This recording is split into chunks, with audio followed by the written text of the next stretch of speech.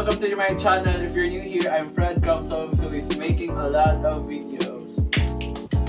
At ang gagawin natin ngayon ay isang simple and very delicious Oreo ice cream. Kailangan na natin ng base ingredient is 3 ingredients, which is dalawang all-purpose cream, condensed, evaporated. in our case, ang gagamitin natin is ang Oreo. So let's say Oreo ice cream or cookies and cream ice cream. Without further ado, let's get started. In preparing this recipe, kailangan ng ating mga ingredients ay ilagay natin sa ating freezer or kaya refrigerator. Kasali na ang ating mga kailangan kung saan natin i-mix itong mga ingredients, pati itong sa mixer natin. So, ang first natin ilagay dito sa mixing bowl is itong all-purpose cream. Bakit all-purpose cream? Para maging fluffy ang ating, or ipa-fluffy natin ito sa ito ang nasa na mag-fluffy na or magsubo ang ating mixture para sa ice cream. Sunod naman ay ang condensed milk. At atin itong i-mix gamit ang electric mixer. Kung mano-mano, pwede naman siya, pero ang pagtubo niya is masyado effective. Kaya na ang evaporada kasi ang gatas ay yun ang nagpapakos na magpapamixture.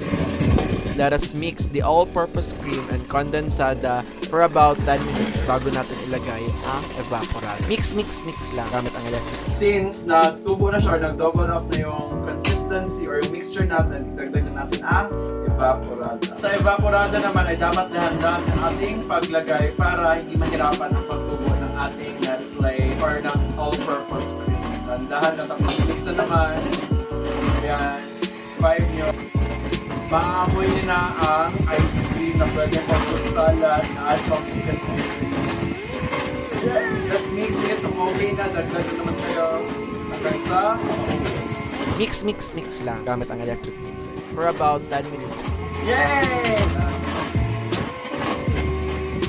Takpan natin ng cling wrap at ilagay natin sa freezer para makuha natin ang tamang consistency before natin i-mix. So let's put in the freezer for 1 hour. Then mix natin ulit. Huwag nyo muna ilagay pala ang flavor na Oreo. 1 hour later.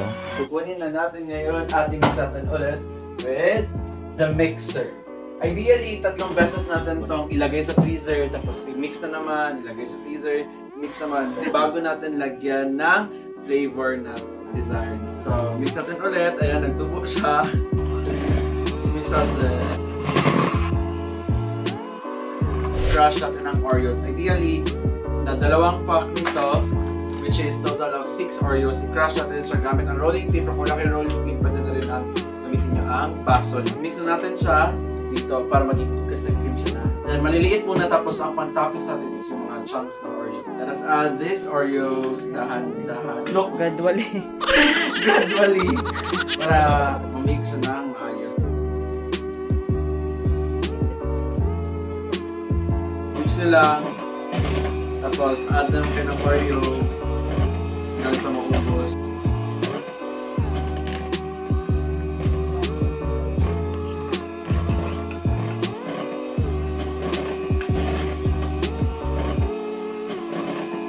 A few inches later. It's time to transfer the ice cream mixture sa kahit anong lalagyan. Pero sa ngayon, para mas magandang presentation, nilagay natin sa Oreo ice cream container. Kahit old ice cream container, pwede nyo lagyan. Ang ginamit ko naman sa pag-transfer nito ay itong ladle. Nilagay ko sa beaker and I pour it down to our Oreo container. Lagyan natin ng Oreo chunks. Ating Oreo ice. Kunti lang. Ayan, tama lang for this mixture. 12 seconds later. Ito ang ating nagawa sa ating mixture na ginawa for Oreo ice. Lalagyan na natin sa freezer for overnight. Yan, di ba? Macchiato ang but it doesn't matter kasi meron na laman. Hindi na isda ang laman. Lagyan natin sa ating freezer. Tomorrow.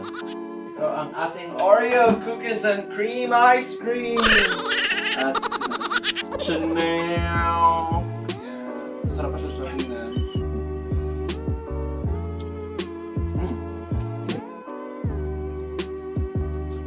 Sobrang Sarap ng ice cream, ng Oreo, ng Oreo ice cream.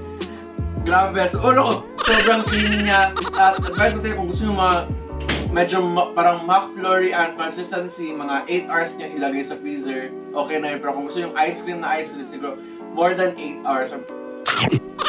Again, Brad comes in here. Don't forget to like, comment, subscribe to my channel to see more videos. See ya! Woo!